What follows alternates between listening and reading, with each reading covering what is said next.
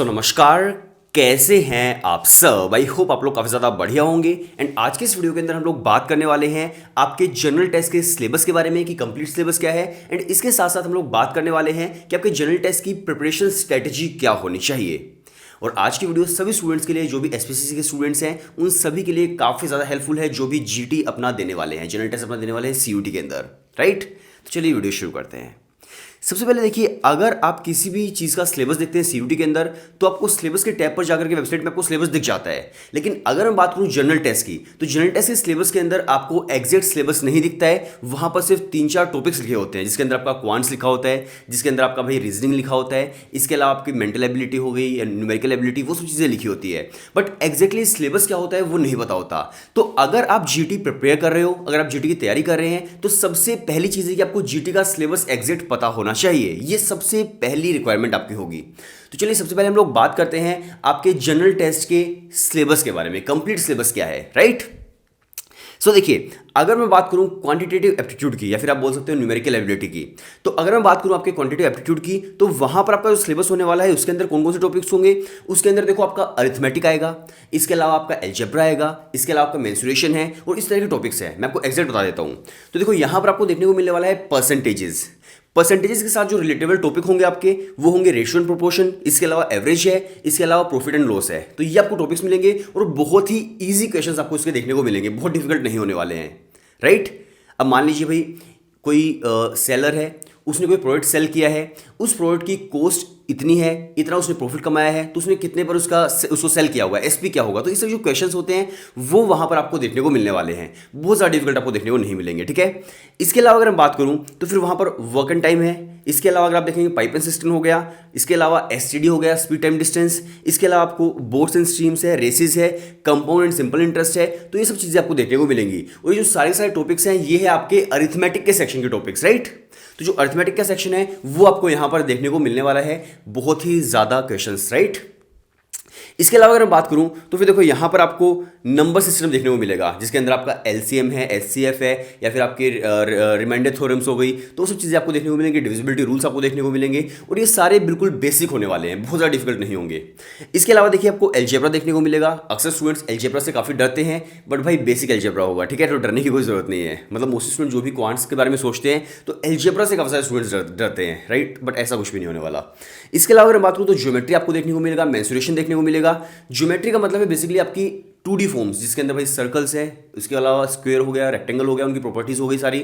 और जो मेंसुरेशन होता है वो होती है आपकी 3D फॉर्म्स, यानी कि अगर ज्योमेट्री के अंदर स्क्वायर है तो मेंसुरेशन के अंदर आपका वो क्यूब बन जाएगा। राइट, मान लीजिए अगर आपको एरिया निकालना है स्क्वायर का तो ए स्क्वायर का उसका फॉर्मूला होता है, बट अगर आपको मेंसुरेशन के अंदर क्यूब का फॉर्मूला निकालना है तो उसका 6a स्क्वायर, क्योंकि उसके अंदर 6 साइड्स होती हैं। ठीक है, तो ये बेसिक चीज़ें होती है। तो इस तरह से आपको मेंसुरेशन देखने को मिलेगा, आपको ज्योमेट्री देखने को मिलेगी। इसके अलावा अगर हम बात करूं तो यहाँ पर फिर प्रोबेबिलिटी के भी क्वेश्चन आ सकते हैं। इसके अलावा आपके जो डेटा इंटरप्रिटेशन होता है उसके भी क्वेश्चन आपको देखने को मिल सकते हैं, जिसके अंदर एक चार्ट आपको मिल जाएगा, उसके अंदर से डेटा निकाल करके आपसे क्वेश्चन पूछ लिए जाएंगे। लेकिन सब कुछ बेसिक होने वाला है, मुश्किल कुछ नहीं होगा, ये मैं आपको बता देता हूँ। ठीक है, डरने की बिल्कुल भी जरूरत नहीं है। तो ये होगा आपका क्वांट्स का सेक्शन। अब अगर हम बात करूँ क्वांट्स के बाद, तो फिर देखिए यहां पर आपको फिर जनरल अवेयरनेस का सेक्शन जो है वो आपको देखने को मिलता है जीटी के अंदर। जनरल अवेयरनेस के अंदर दो चीजें होती है, एक होता है आपका करंट अफेयर्स और दूसरा होती है आपकी स्टैटिक जीके। स्टैटिक जीके का मतलब है जो जीके फिक्स्ड है, एंड आपका जो करंट अफेयर्स है आपको पता है सभी को, करंट अफेयर्स का मतलब है जो चीज़ें चेंज होती आ रही है। अगर मैं करंट अफेयर्स की बात करूं तो करंट अफेयर्स आपके आने वाले हैं पूरे 1 साल के। जब भी कोई एंट्रेंस एग्जाम के अंदर आप बैठते हो तो पिछले 1 साल के आपके करंट अफेयर्स उसके अंदर आने के चांसेस होते हैं। राइट, उससे पहले वाले नहीं होते हैं। अगर मैं बात करूं स्टैटिक जीके की, तो स्टैटिक जीके भाई बेसिक चीज़ें आएंगी, जिसके अंदर भाई आपकी हिस्ट्री है, पॉलिटिकल साइंस है, इकोनॉमिक्स है, ज्योग्राफी है, तो इसके अलावा कुछ मिसलेनियस जीके हो गई, तो वो आपको देखने को मिलने वाली है स्टैटिक जीके के अंदर। और बहुत ज़्यादा इन डेप्थ आपको नहीं पढ़ना है, बहुत ही बेसिक नॉलेज आपको होनी चाहिए इन सब्जेक्ट्स की। स्टैटिक जीके के अंदर अक्सर वही पूछा जाता है, बट करंट अफेयर्स पिछले 1 साल के आपके पूछे जा सकते हैं। तो ये आपका आने वाला है आपके जनरल अवेयरनेस के सेक्शन के अंदर। अब बात करते हैं आपके रीजनिंग की। काफ़ी सारे स्टूडेंट होते हैं जो रीजनिंग से काफ़ी ज़्यादा डरते हैं कि भाई इसके अंदर कोई फॉर्मूला नहीं है, इसके अंदर तो बस दिमाग लगाना है, क्वेश्चन आंसर निकल पाएगा नहीं निकल पाएगा। तो देखो बहुत सारे टॉपिक्स होते हैं इसके अंदर फॉर्मूलाज होते भी हैं, एंड बहुत सारे टॉपिक्स होते हैं इसके अंदर आपको प्रैक्टिस चाहिए होती है रीजनिंग के अंदर। जितनी ज़्यादा प्रैक्टिस करेंगे रीजनिंग की उतने ही बेहतर तरीके से आप जो क्वेश्चन है वो निकाल पाएंगे। अब रीजनिंग के जो टॉपिक्स होंगे उसके अंदर देखो कोडिंग डिकोडिंग है, इसके अलावा सीरीज है, इसके अलावा रैंकिंग्स है, ब्लड रिलेशंस है, डाइसेस है, डायरेक्शंस है, सिलोजिज्म्स है, इसके अलावा आपका मिरर एंड वाटर इमेजेस हो गया, इसके अलावा काउंटिंग फिगर है, फिर आपके क्यूब्स एंड क्यूबॉइड हैं, इसके अलावा क्लोक्स है, नॉन वर्बल रीजनिंग है, डेटा सफिशिएंसी है, एनालॉजीज है। तो ये जो टॉपिक्स है ये आपको देखने को मिलने वाले हैं। अब देखिए बहुत बार बच्चे क्या बोलते हैं, सर हमसे क्वेश्चन निकल नहीं रहे रीजनिंग के। अब भाई रीजनिंग में मान लीजिए कोई टॉपिक है आपके पास कोई टॉपिक आ गया मान लीजिए डायरेक्शंस का, अब वो आपसे निकल नहीं रहा है। बट अगर आप प्रैक्टिस कर रहे हैं तो मान लीजिए आपने भाई जब प्रैक्टिस कर रहे थे उस वक्त आपने 10 अलग अलग तरह के क्वेश्चंस पिक किए। अब अगर आपने अलग अलग टाइप्स के 10 क्वेश्चंस पिक कर लिए हैं तो बहुत ज़्यादा चांसेस है कि उसी में से कोई एक टाइप आपको क्वेश्चन पेपर के अंदर देखने को मिल सकता है। तो इसलिए इसके अंदर भाई प्रैक्टिस ही चाहिए आपको, भाई ज़्यादा प्रैक्टिस करते रहो उसी टाइप का क्वेश्चन आपको एग्जाम के अंदर देखने को मिल जाएगा। तो ये प्रैक्टिस ही चाहिए। अब देखो जब आप प्रिपेयर कर रहे हैं जीटी के लिए तो सबसे पहला जो स्टेप था कि भाई आपको अपना सिलेबस पता होना चाहिए, वो जो स्टेप था वो यहां पर क्लियर हो जाता है कि भाई सिलेबस जो है वो एटलीस्ट आपको पता चल चुका है। ठीक है, ये बिल्कुल क्लियर है। अब बात करते हैं कि आगे वाले स्टेप्स क्या होने वाले हैं प्रिपरेशन के। तो आपको क्या करना है भाई, आपको अपना एक टाइम टेबल बनाना है, टाइम शेड्यूल बनाना है, जिसके अंदर सबसे इंपॉर्टेंट टॉपिक्स जो आपको नहीं आते वो आपको सबसे पहले पिक करने हैं, उनकी तैयारी आपको सबसे पहले करनी है। अब बच्चे कहेंगे भाई इसको हम कैसे करेंगे, तो देखो बहुत सिंपल है। मतलब ये मैं सभी स्टूडेंट्स को बताता हूं हमेशा कि आपको क्या करना है कि आपको एक 3x3 की मैट्रिक्स बनानी है, जैसे कि आपको फिलहाल स्क्रीन पर दिख रही होगी। अब इस मैट्रिक्स के अंदर हॉरिजॉन्टल जो है वहां पर लिखिएगा कि भाई एग्जाम पर्सपेक्टिव से जो इंपॉर्टेंट टॉपिक्स है कि भाई जिनकी इंपॉर्टेंस कितनी है, हाई इंपॉर्टेंस है, मीडियम इंपॉर्टेंस है या फिर लो इंपॉर्टेंस है, ये आपने लिख लिया हॉरिजॉन्टल। अब वर्टिकली आप लिख लीजिएगा कि भाई आपकी तैयारी कैसी है, हाई मीडियम एंड लो, आपने वो लिख लिया। अब जो अंदर के बॉक्सेस है उसके अंदर वो टॉपिक्स लिखिएगा जिसकी मान लीजिए जैसे कि मान लीजिए आपका जो फर्स्ट रो के अंदर फर्स्ट कॉलम है बिल्कुल उसके अंदर भी आपकी जो तैयारी है काफ़ी हाई है, एंड जो आपके एग्जाम की पर्सपेक्टिव से जो इंपॉर्टेंस है उस टॉपिक की वो भी काफ़ी हाई है, तो आपने वो टॉपिक लिख लिया। फिर दूसरा आपने लिख लिया कि भाई आपकी तैयारी कैसी है एंड एग्जाम पर्सपेक्टिव से उसकी इंपॉर्टेंस कैसी है, तो आपने सारे बॉक्सेस फिल कर दिए। अब इन बॉक्सेस के अंदर आपको एक आइडिया लग जाएगा कि भाई मुझे किन टॉपिक्स की प्रिपरेशन सबसे पहले करनी है। आपको किन की करनी है, जिनकी इंपॉर्टेंस एग्जाम के अंदर बहुत ज़्यादा हाई है बट तैयारी आपकी लो है या फिर आपकी मीडियम है, तो उन टॉपिक्स को आपको सबसे पहले उठाना है। राइट, अगर आप ध्यान से समझोगे इस चीज़ को तो बहुत ही सिंप्लीफाइड करके मैं आपको समझा दिया है कि भाई 3x3 की मैट्रिक्स जो है वो किस तरह से आपकी काम आने वाली है। एक बॉक्स के अंदर 2 टॉपिक्स भी लिख सकते हो, 5 टॉपिक्स भी लिख सकते हो, जितने टॉपिक्स आपको लिखने हैं आप एक बॉक्स के अंदर लिख सकते हैं। ठीक है, तो देखो अभी आपको सिलेबस पता चल चुका है, अभी आपको पता चल चुका है भाई मेरी तैयारी किस चीज़ के लिए कितनी है और इंपॉर्टेंस किस चीज़ की कितनी है और मुझे किसकी तैयारी सबसे पहले करनी है, वो आपको पता चल चुका है। अब आपको भाई एक टाइम शेड्यूल बनाना है कि फर्स्ट डे पर मैं इन टॉपिक्स को करने वाला हूँ अलग अलग सब्जेक्ट्स के, सेकंड डे पर मैं इन टॉपिक्स को करने वाला हूँ अलग अलग सब्जेक्ट्स के, और इस तरह से आपने एक टाइम शेड्यूल बना लिया, अपना एक टाइम टेबल बना लिया। ठीक है, तो इतना आपने कर लिया है प्रिपरेशन करते हुए।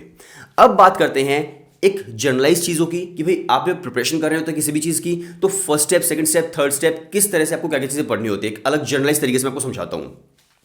सबसे पहला स्टेप होता है बेसिक कॉन्सेप्ट्स की क्लैरिटी, कि भाई बहुत सारे लोग क्या करते हैं, बहुत सारे टीचर्स क्या करते हैं कि आपको कुछ शॉर्ट ट्रिक ही बताते रहेंगे, हमेशा कभी भी बेसिक नहीं पढ़ाएंगे, सिर्फ शॉर्ट ट्रिक पे शॉर्ट ट्रिक आपको बताते रहेंगे, फॉर्मूलाज पे फॉर्मूलाज आपको रटवाते रहेंगे।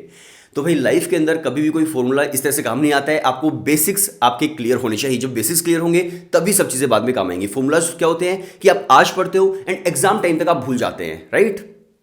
बट अगर आपके बेसिक्स क्लियर होंगे तो आप किसी भी फॉर्मूला को कभी भूलेंगे नहीं, और बिना फॉर्मूला के भी बहुत सारे क्वेश्चंस आप निकाल पाएंगे अगर आपके बेसिक्स स्ट्रॉन्ग होंगे तो सबसे पहला स्टेप है कि भाई आपको अपने बेसिक्स क्लियर करने हैं, यानी कि आपको भाई बिल्कुल जीरो से स्टार्ट करना है पढ़ाई करना। बेशक आपको लग रहा है मुझे तो बहुत कुछ आता है, बट फिर भी आप बेसिक से पढ़ना शुरू करना, तो बेसिक्स क्लियर करना बहुत ही ज़्यादा ज़रूरी है। फर्स्ट स्टेप आपने बेसिक अपने क्लियर कर लिए। सेकेंड स्टेप, अब आपको उनकी प्रैक्टिस करनी है। प्रैक्टिस करने के लिए क्या करेंगे, अब जो भी टॉपिक आपने पढ़ा है आज के टाइम पर, और आज ही आप उसका एक टॉपिक वाइज टेस्ट देंगे, राइट। तो टॉपिक वाइज टेस्ट जो है वो आपको देना है, यानी कि प्रैक्टिस जो है वो आपको करनी है। जो टॉपिक वाइज टेस्ट देंगे वो भी सीयूटी के पर्सपेक्टिव से देंगे, वो आपका ऑब्जेक्टिव बेस्ड टेस्ट होना चाहिए, वो मतलब लिखने वाला नहीं होना चाहिए, राइट। तो वो आपको देना है, और ये कहाँ से आपको मिलेगा सब चीज़ें वो मैं आपको बताने वाला हूँ इस वीडियो के बाद, तो इस वीडियो को बिल्कुल लास्ट तक देखना, ठीक है। तो आपने क्या किया, आपने भाई उसकी प्रैक्टिस की। प्रैक्टिस करने के बाद आपने फिर मॉक टेस्ट उसके लगाए मॉक टेस्ट का क्या मतलब होता है, अब मान लीजिए जब भी आप टेस्ट देने के लिए जाते हो, सीयूटी का जीटी आप दे रहे हैं, तो जिस तरह से आपका रियल जीटी चलने वाला है उसी तरह से रियल आपका मॉक टेस्ट आपकी स्क्रीन पर होता है। आप अपने घर पर ही अपने लैपटॉप की स्क्रीन ओपन करते हैं एंड उसी तरह से बिल्कुल एग्जैक्ट सेम यूजर इंटरफेस आपको देखने को मिलता है, उतना ही टाइमिंग आपको देखने को मिलता है, उसी स्टैंडर्ड के लेवल के क्वेश्चंस आपको देखने को मिलते हैं एंड उसको बोला जाता है मॉक टेस्ट, यानी कि आपका जो रियल एंट्रेंस एग्जाम है उसका एक रेप्लिका, राइट। जो इंस्टीट्यूशंस बनाते हैं तो वो आपको मॉक टेस्ट देने हैं। मॉक टेस्ट भी कहाँ से मिलेंगे वो भी मैं आपको बताऊंगा। तो आपने क्या किया, आपने बेसिक कॉन्सेप्ट्स क्लियर किए, आपने प्रैक्टिस कर ली, आपने मॉक टेस्ट दे दिए एंड इसके साथ साथ अगर आपका कहीं भी कोई डाउट है तो आपके पास मेंटर होना चाहिए डाउट सॉल्विंग करने के लिए। तो इस तरह से आपको ये सब चीज़ें करनी है। जब आप इतना कर लेंगे तो आप समझ लीजिए कि आपकी जो तैयारी है वो बहुत ही बढ़िया तरीके से, परफेक्ट तरीके से चल रही है, राइट। तो जब भी आप सीयूटी की प्रिपरेशन करते हैं तो इस स्ट्रेटेजी को आपको फॉलो करना चाहिए भाई, बेसिक कॉन्सेप्ट से लेकर के प्रैक्टिस करने से लेकर के मॉक टेस्ट तक। तो ये अगर आप स्ट्रेटेजी फॉलो करेंगे तो डेफिनेटली आपकी जो तैयारी है वो बहुत ही बढ़िया तरीके से यहाँ पर होगी। अब देखिए बात आती है कि कहाँ से आपको ये सब चीज़ें मिलने वाली हैं, कहाँ से आप प्रिपरेशन अपनी कर सकते हैं।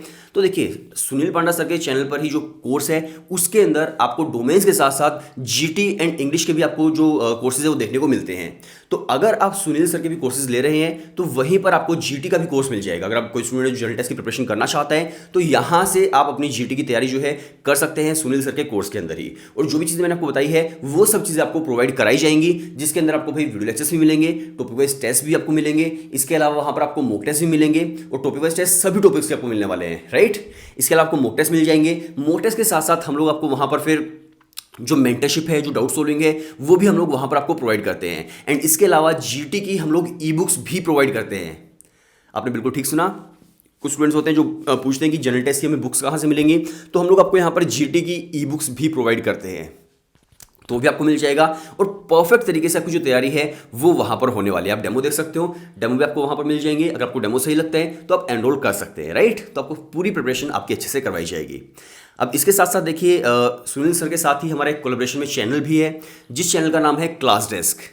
तो अगर आप चाहते हैं कि YouTube पे हमें भाई इंपॉर्टेंट टॉपिक्स के लेक्चर्स मिल जाए, वो भी मतलब YouTube पे मिल जाए, तो अगर आप YouTube पे इंपॉर्टेंट टॉपिक्स देखना चाहते हो तो इंपॉर्टेंट टॉपिक्स से जो लेक्चर्स है वो हम लोग YouTube पे भी अपलोड करते हैं क्लास डेस्क चैनल पर। उसका लिंक मैं डिस्क्रिप्शन के अंदर डाल दूंगा।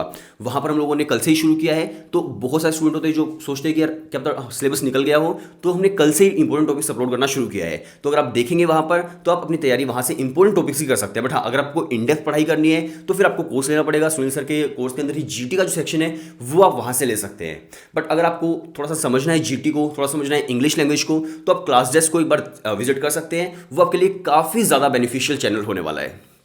बट हाँ, इन डेप्थ जो होगा वो तो आपको कोर्स से लेना पड़ेगा। बट अगर आपको इंपॉर्टेंट टॉपिक्स वाला भी देखना है तो आप एक बार क्लास डेस्क विजिट कर लीजिएगा।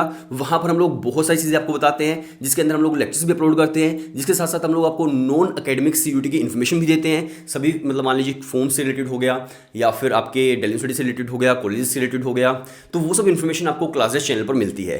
अगर आपको पढ़ाई करनी है भाई कॉमर्स के बारे में तो फिर डेफिनेटली आपको पता है सभी को पूरे इंडिया के अंदर सुनील सर का चैनल है। बट इसके अलावा अगर आप सीयूटी के अंदर जनरल टेस्ट, इंग्लिश, इन सब चीज़ों के बारे में कुछ कंटेंट देखना चाहते हो जो बहुत ही क्वालिटी कंटेंट है, तो क्लास डेस्क को आप विजिट कीजिएगा और एक सब्सक्राइब आप कर दीजिएगा, राइट। सो यही था आज की वीडियो के अंदर। बट आई गेस आपको ये काफ़ी ज़्यादा सही लगा होगा, काफ़ी ज़्यादा चीज़ें समझ आई होंगी आपको जीटी के बारे में। उसी तरह से और भी वीडियोस हमारी आती रहेंगी। तब तक के लिए मिलते हैं नेक्स्ट वीडियो के अंदर। तब तक के लिए बाय बाय एंड टाटा।